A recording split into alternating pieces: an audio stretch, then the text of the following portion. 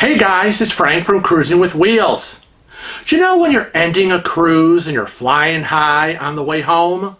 Well, find out what happened when we flew into a disaster before we even got on the plane. In this episode of my Tales from the High Seas.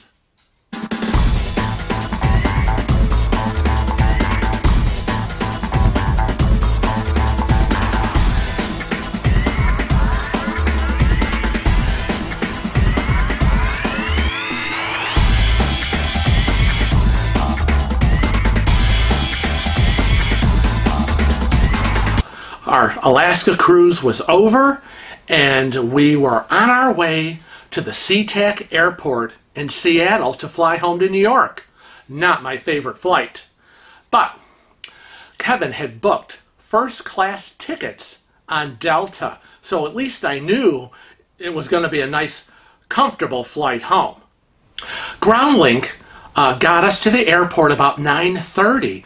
I mean, it really was a quick trip from the port to the airport.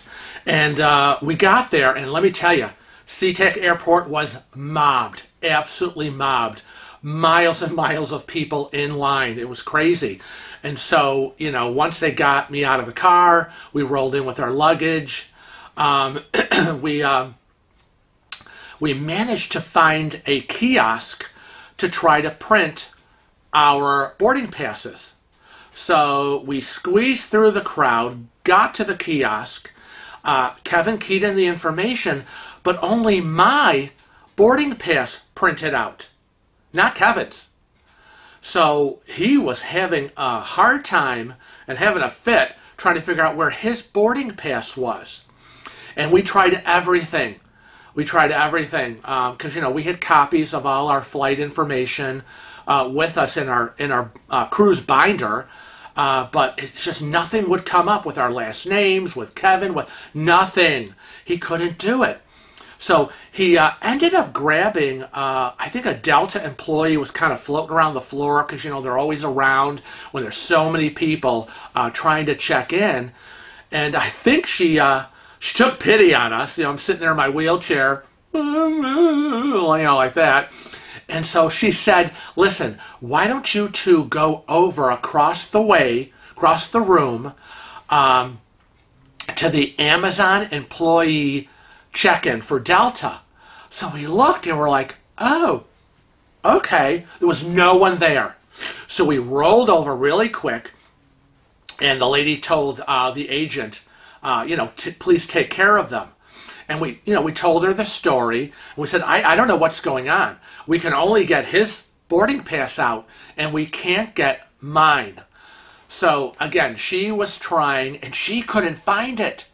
Again, our last name, she used our confirmation numbers, you know, and Kevin was, you know, getting impatient, you know, and you all know that patience is not his middle name.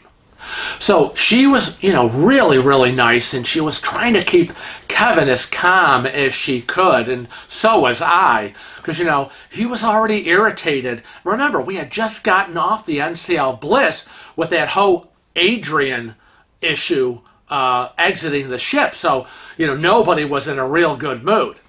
But then he remembered that he had all of the Delta boarding information electronically on his cell phone.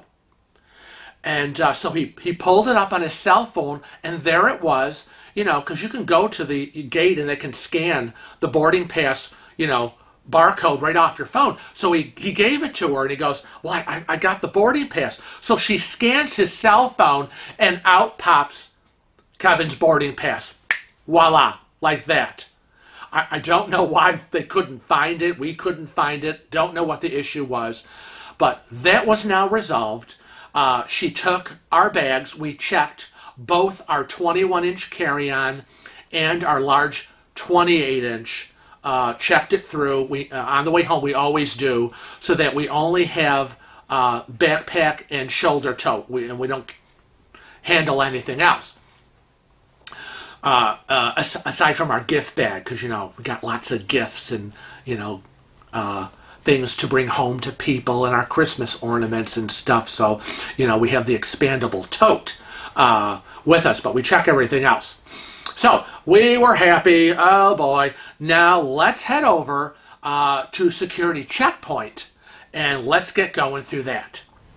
Now, both of us are TSA pre-checked. So we have to find the line that says TSA pre-checked. And that line was long as well, but the regular line was even worse. I mean, it just snaked around a mile long. So we got in the pre-check line, you know, and slowly but surely, you know, Kevin's pushing me in my wheelchair, and, you know, it's just a mob scene. It was like, you know, you would think it was like a mass exodus out of the city of Seattle, Washington. But, you know, apparently it's always like that. So we finally get up to the TSA guard, you know, and he's busy. We can hear him as we're approaching, you know, ID boarding passes, ID boarding passes, ID boarding passes. So roll up, and I've got both of them. I've got our passports, and within each passport is our boarding pass. So he's like, he's looking down at me in my wheelchair, ID and boarding passes. So I'm like, here you go. So he takes them, and he looks at them, and he goes, who's Francis? And I'm like, well, that's me. You're not TSA pre-check. Get out of line. You don't belong here. And then he looks at Kevin and goes, you're okay. You're pre-check. You can stay. And Kevin's like, no, we're both TSA pre-check. Okay, bought, paid for, background check, travel numbers. No, sorry, you're not. If it doesn't say TSA pre-check at the top of your boarding pass, then you're not. So it doesn't matter whether you are or you're not. If it's not on your boarding pass, you got to get out. So he's got to get out. And Kevin's like, well, I can't leave him. He's like, well, you can stay. And he goes, I can't leave him alone. I have to be with him. Well, then you're going to have to get out too. Go. Next. So, you know, I was like, at this point, I was like, whatever. Okay, it is what it is. This is get out. So we got to turn around and, you know, do the roll of shame out of the TSA pre-check line, which is almost kind of good because I had to go to the bathroom. So I said, Kevin, I got to go to the bathroom. Got to go now before we even get into the regular line, which is a mile long. Well, Kevin is still fuming. And I mean, he's going on, and he's just ripping. And I'm like, you know, come on, settle down. Just get me to the bathroom. That's just, you know, I don't want to have an aggravated trip home. So the bathrooms were on the other side of the ropes, but we have to snake around all the ropes and all the people to get there. And I swear, you know, we got into that bathroom, and he was so aggravated and just still moaning and yelling, you know, and slammed that bathroom door, and everybody's head turned like there was an explosion at the airport. I was like, oh my God, I just got to pee. Okay, let's both pee, and let's just move on with our lives. Now, apparently, you know, and I'm sure it's in the fine print, you know, that TSA pre-check, even though, you know, you've done the fingerprint and the FBI background check, and you got your traveler number, you know, and all of that, yeah, it's random. You're not guaranteed. So it, hold on, behooves you to make sure that when you, if you are TSA pre-check, that you look at that boarding pass when it's printed out and make sure at the top it says TSA pre-check. Otherwise, go, you know, back. Don't leave that counter. Because, you know, we both are traveling together, and I'm in a wheelchair, and according to our Delta connection that we have, she told us, you know, it should have been caught right then and there, and we wouldn't have had a problem. But anyways, we now get into the regular line, and we're snaking around, and it's a mile long, you know, because we're just a bunch of nobodies now. And we can see we're approaching the TSA security guard at his podium, And, you know, you can see the entrance where they get by him and get to the scanning conveyor belts and arches. So we're like, light at the end of the tunnel is coming. Oh, we're closer to getting home. It's just so exciting. Oh, I'm looking forward to those first class comfy seats. But it was not without more drama. We get to the TSA guard, hand over the passports and the boarding passes, yada, yada, yada, blah, blah, blah. He looks, check, check, check, hands them back, and we roll past him. Check one, we're through, and we're in line behind other people as they approach the conveyor belt, and they're all grabbing, you know, the gray trays to put all their stuff in, their change and belts and shoes and, you know, whatever else they got to put in there. And, you know, they see me, and it's, you know, okay, we got to get somebody, get the guy in the wheelchair through, and get me through my molestation process, manhandling that I have to go through, and swabbing, and, you know, jumping through hoops and whatever. So I'm sitting there in my wheelchair, and Kevin gets to the conveyor belt. And it's, you know, shoes off, belt off, and, you know, whatever. And then she looks at all this stuff, and she's like, you got to unpack all of this. And so she's like, what? He's like, yeah, all this got to come out. So he had to unpack his entire backpack of all our electronics, all our, you know, video cams, everything, microphones, everything had to come out and dump it all in the trays. And then they looked at my, well, what's in this tote bag? Well, I got the laptop. Oh, it's got laptops got to come out. All this stuff. Well, these are just our you know, T-shirts and, you know, souvenirs and so. I unpack. What's this in here? So they scanned it and like, what is this? So everything had to be unpacked, and Kevin was just beside himself. But you know, I'm sitting there watching all this. And so everything gets unpacked. Everything, he's got like 4 or 5 gray trays loaded up. And she's like, drop everything, everything. And he's standing there, right? And he's got, you know, both our passports and boarding passes. And she's like, everything, drop everything.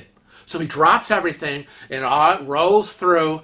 And he's ready to go through the scanning arches. And that's where it all goes crazy and mental. Now, he's approaching the scanning arch, you know, about to walk through. Now, by this time, all our stuff is all in the gray trays, scanned through on the other side, sitting there totally unattended. Anybody could walk by and grab our cameras, laptops, all our shit, and just go. So I'm kind of getting nervous because I'm thinking, okay, hurry up, Kevin, go through the arch, get to the other side. You know, I always told him, don't worry about me and who's coming to get me or hasn't come to get me. Just worry about our stuff.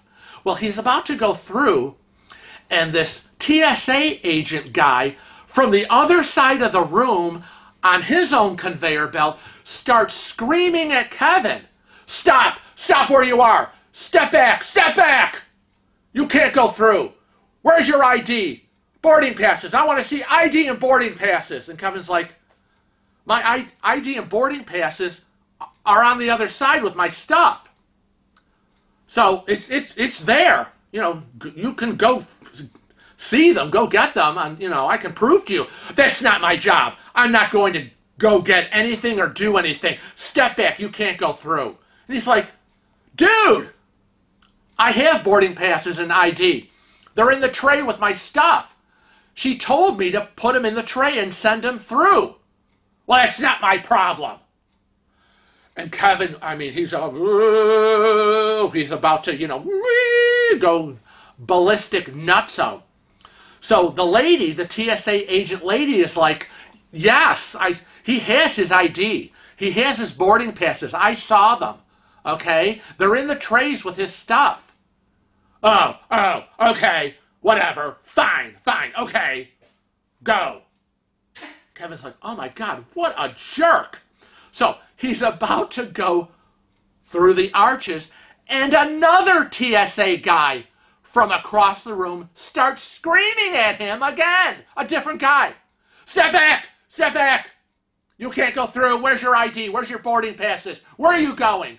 Kevin's like, oh my God, I am going to lose it. What is wrong with you people?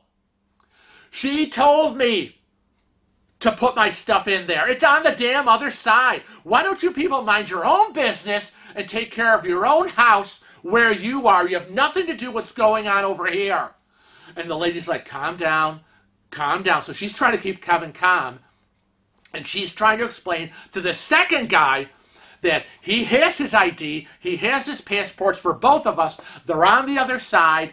I had him put them in the trays, you know, along with his property.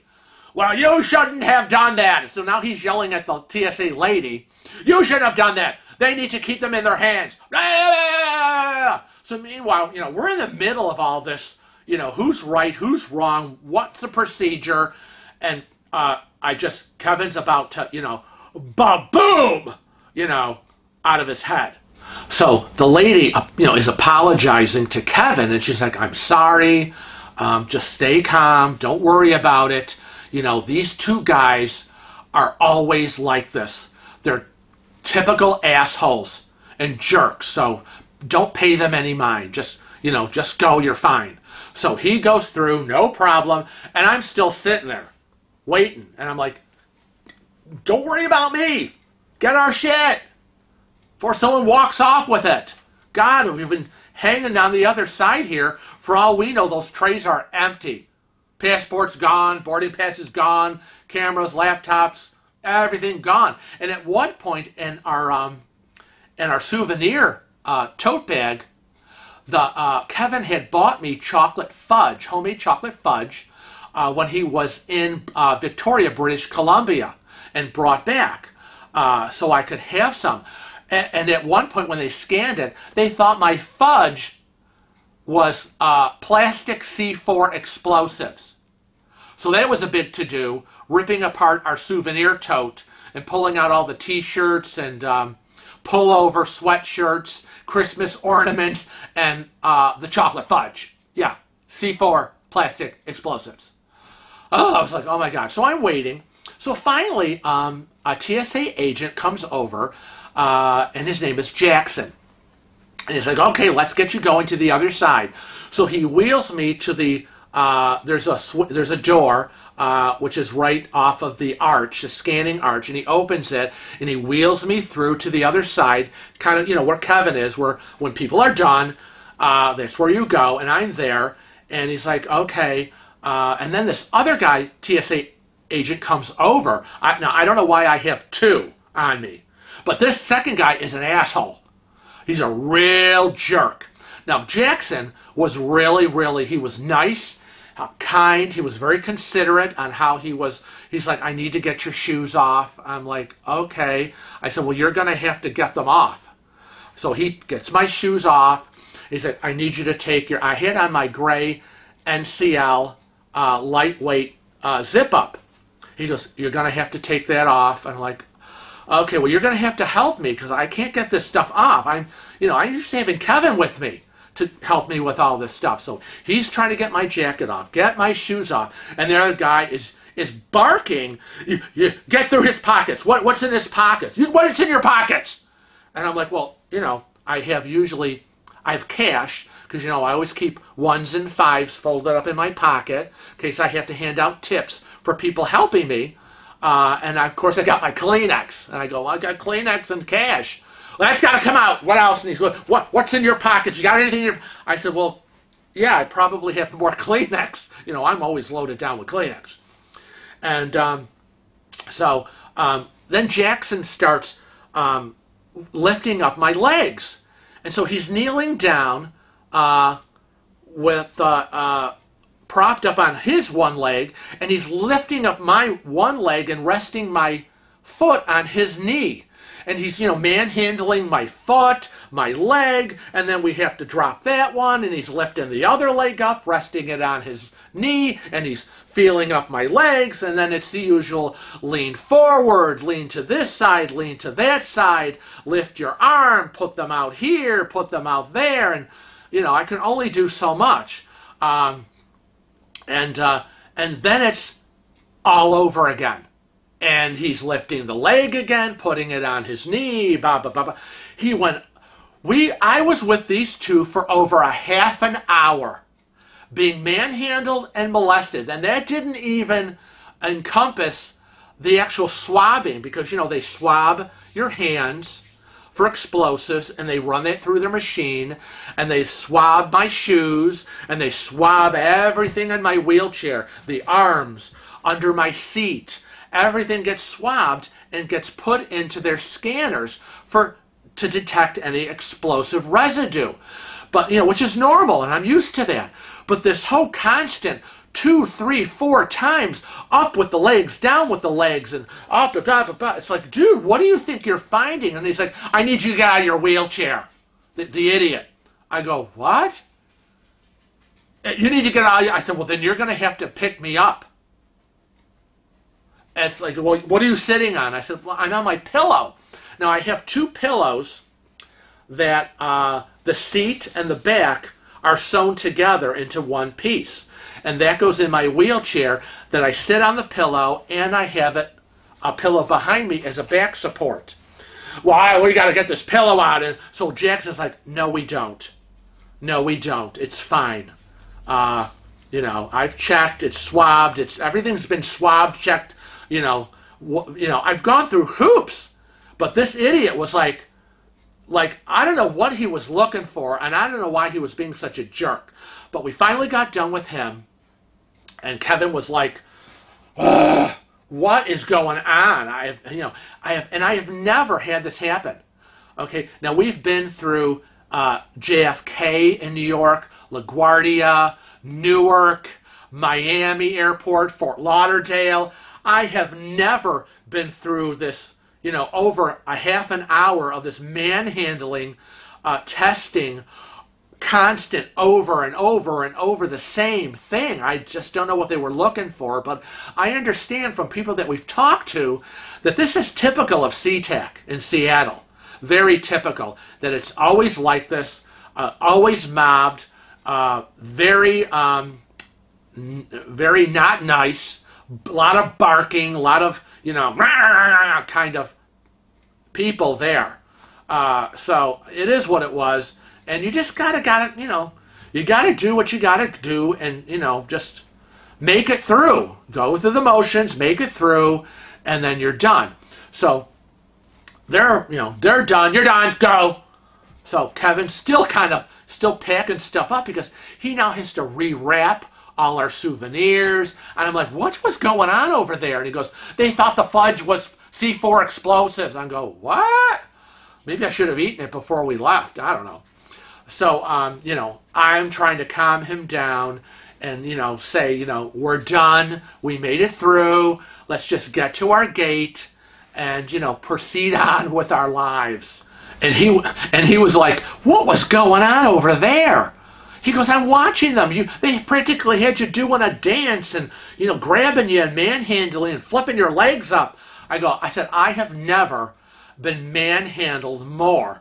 I said, not even by my own doctor doesn't even do that kind of examination. I said, Lord, by the time I was done with these two, I swear to God, I was ready to set a wedding date, get a ring, have some champagne, a cigarette, and, get married to these two.